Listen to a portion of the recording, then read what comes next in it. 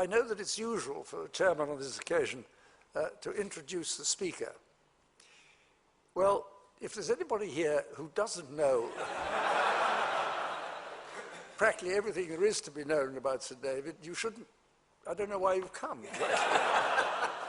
So I will take it you know exactly who's going to talk to you, and you know exactly how much how much interest he takes in the future of the globe.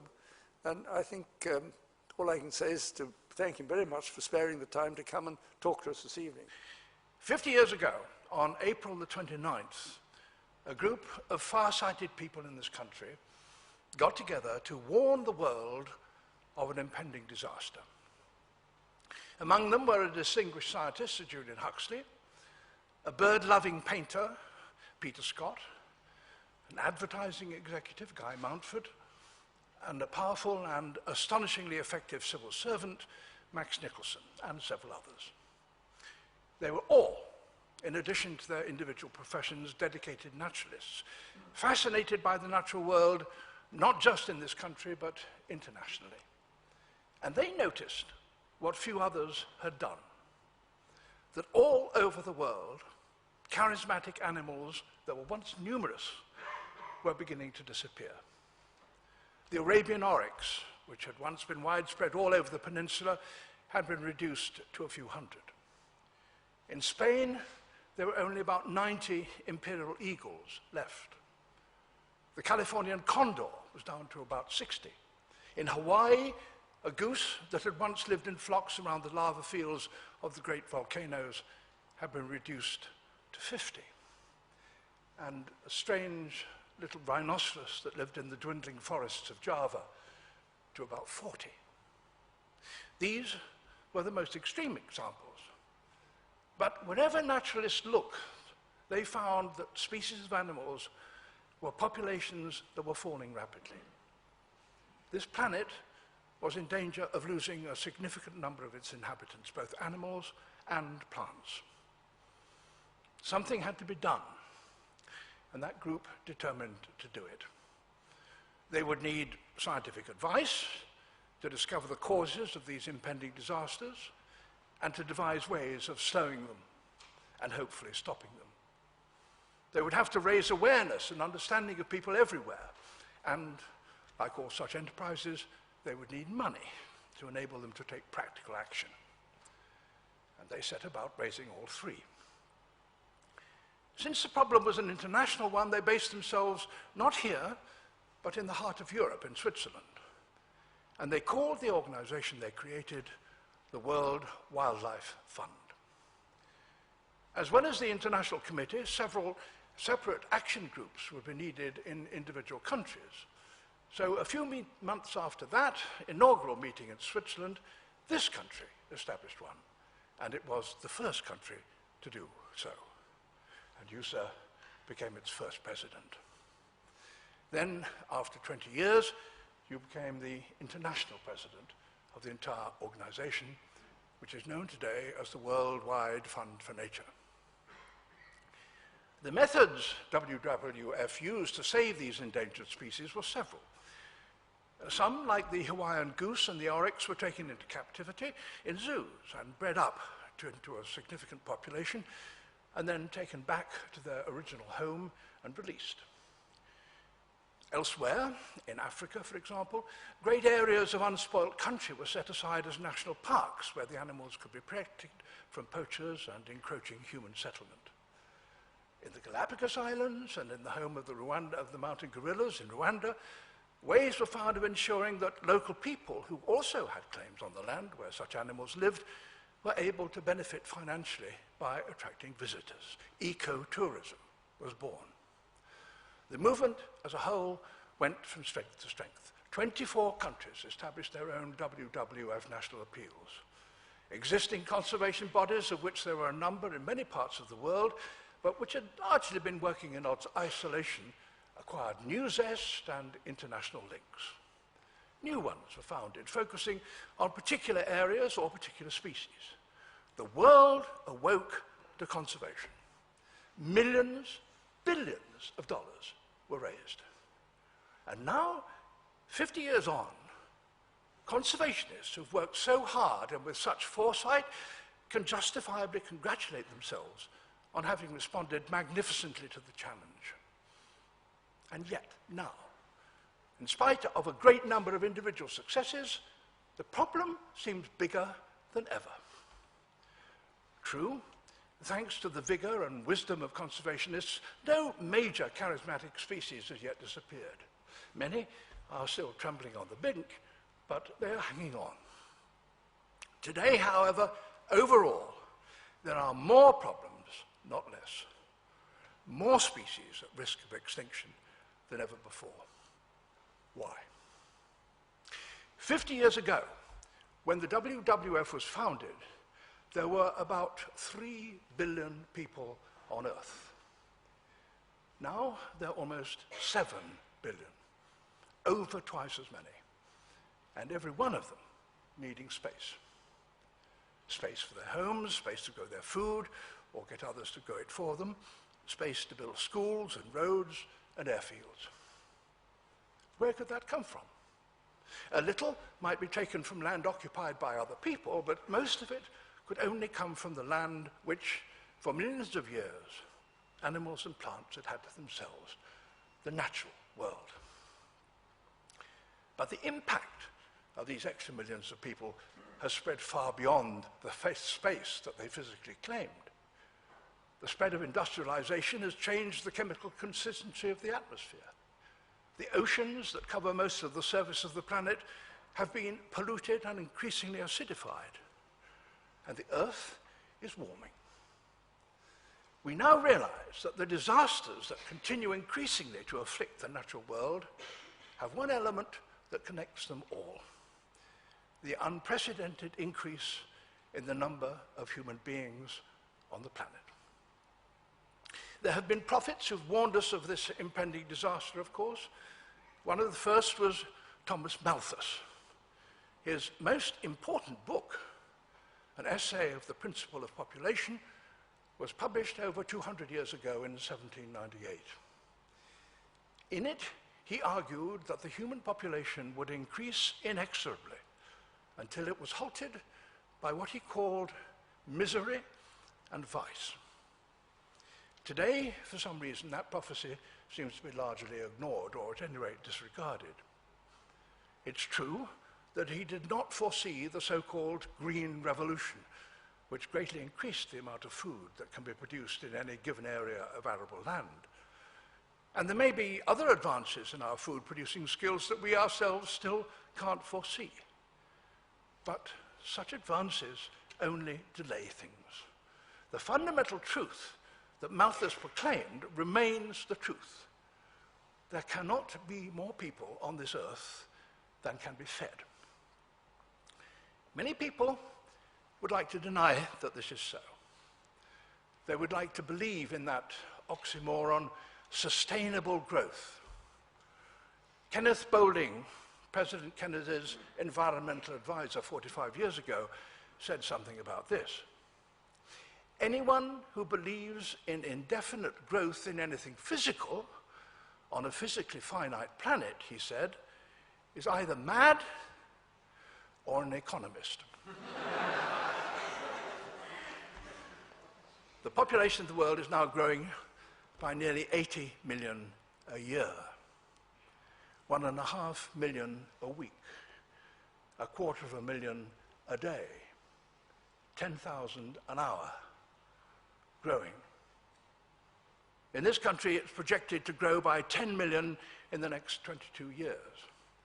All these people in this country and worldwide, rich or poor, need and deserve food, water, energy, and space. Will they be able to get it? I don't know. I hope so. You may have seen the government's foresight report on the future of food and farming. It shows how hard it is to feed the 7 billion of us who are alive today. It lists the many obstacles that are already making this harder to achieve: soil erosion, salinization, the depletion of aquifers, overgrazing, the speed of plant diseases as a result of globalization, the absurd growing of food crops to turn into biofuels to feed motor cars instead of people, and so on. So it underlines how desperately difficult it's going to be to feed a population that is projected to stabilize in the range of 8 to 10 billion people by the year 2050. It recommends the widest possible range of measures across all disciplines to tackle this. And it makes a number of eminently sensible recommendations, including a second green revolution. But surprisingly, there are some things that the report does not say. It doesn't state the obvious fact that it would be much easier to feed 8 billion people than 10. Nor does it suggest that the measures to achieve such a number, such as family planning and the education and empowerment of women, should be a central part of any program that aims to secure an adequate food supply for humanity. It doesn't refer to the prescient statement 40 years ago by Norman Borlaug, the Nobel laureate and father of the first Green Revolution. He produced new strains of high-yielding, short-straw, disease-resistant wheat, and in doing so saved thousands of people in India, Pakistan, Africa, and Mexico from starvation. But he warned us that all he had done was to give us a breathing space in which to stabilize our numbers. The government's report anticipates that food prices may well rise with oil prices, and makes it clear that this will affect poorest people worst, and discusses various ways to help them. But it doesn't mention what every mother subsisting on the equivalent of $1 a day already knows: that her children will be better fed if there were 4 of them around the table instead of 10. These are strange omissions. Another impressive government report on biodiversity, published this year, Making Space for Nature in a Changing World, is rather similar. It discusses all the rising pressures on wildlife in the United Kingdom, but it doesn't mention our growing population as being one of them, which is particularly odd when you consider that Europe, England rather, is already the most densely populated country in Europe. Most bizarre of all was a recent report by a Royal Commission on the environmental impact of demographic change in this country, which denied that population size was a problem at all, as though 20 million extra people, more or less, would have no real impact. Of course, it's not our only or even our main environmental problem, but it's absurd to deny that, as a multiplier of all the others, it is a problem. I suspect that you could read a score of reports by bodies concerned with global problems and see that population is clearly one of the drivers that underlies them all, and yet find no reference to this obvious fact in any of them. Climate change tops the environmental agenda at present.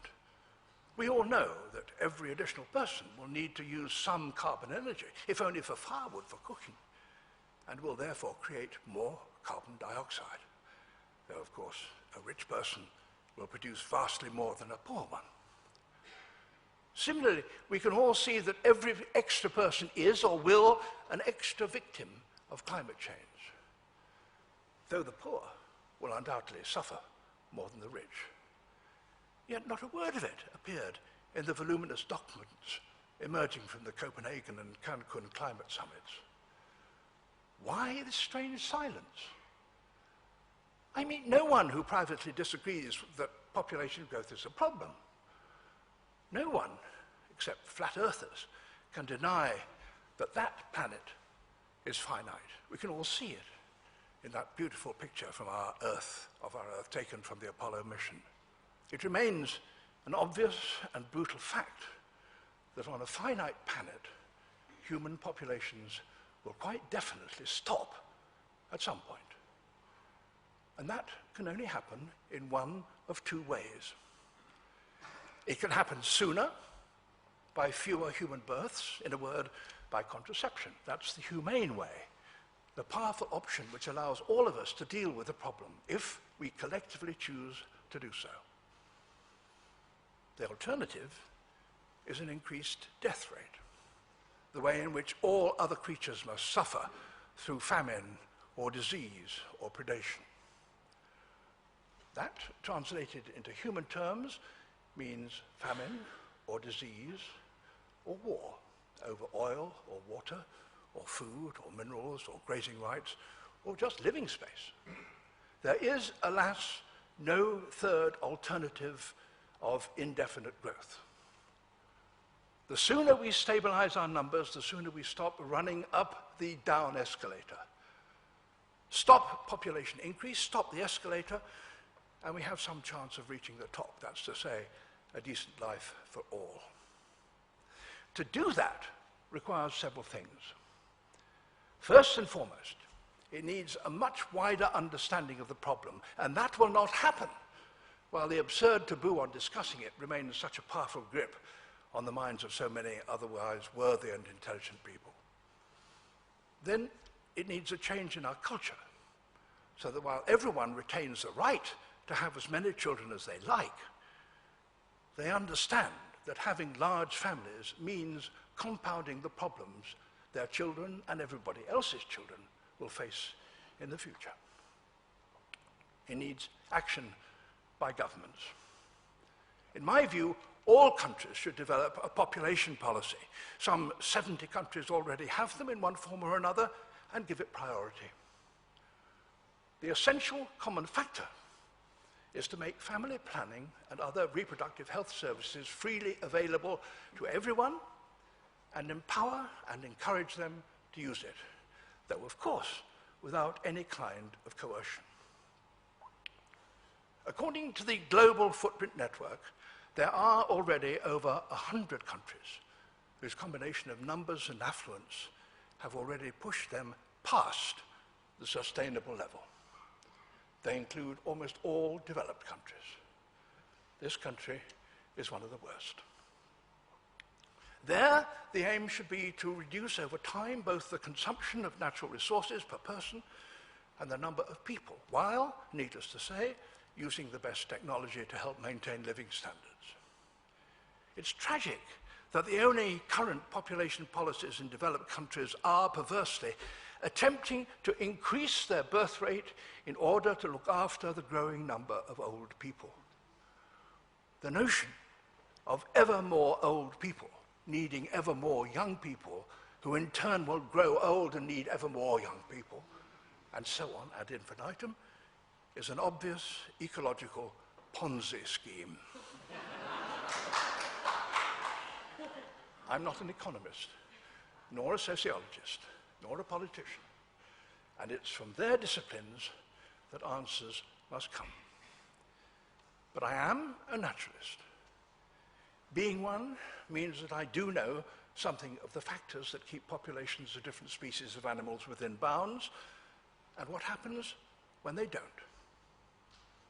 Thanks to our intelligence and our ever-increasing skills and sophisticated technologies, we can avoid such brutalities. We have medicines that prevent our children from dying of disease. We've developed ways of growing increasing amounts of food. But we have removed the limiters that keep animal populations in check. So now, our destiny is in our hands.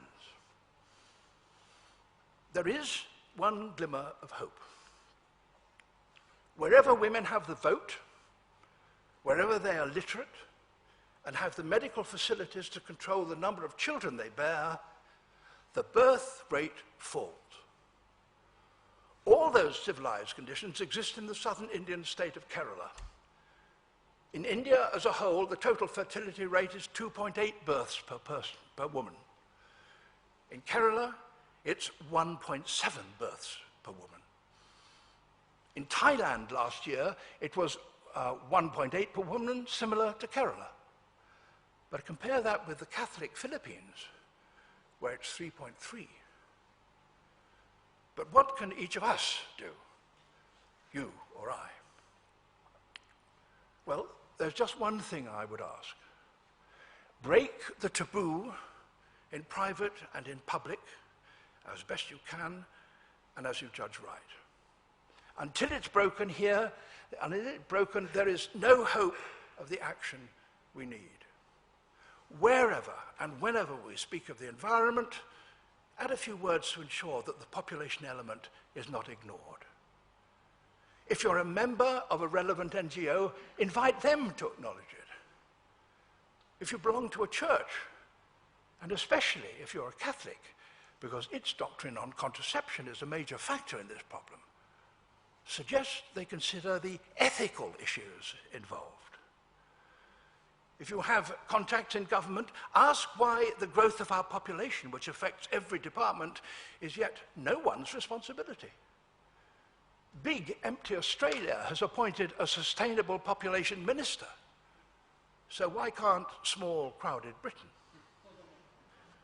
The Hawaiian goose, the oryx, the imperial eagle, which sounded the environmental alarm 50 years ago, were, you might say, the equivalent of canaries in coal mines, warnings of impending and even wider catastrophe. Every one of these global problems, social as well as environmental, becomes more difficult and ultimately impossible to solve with ever more people.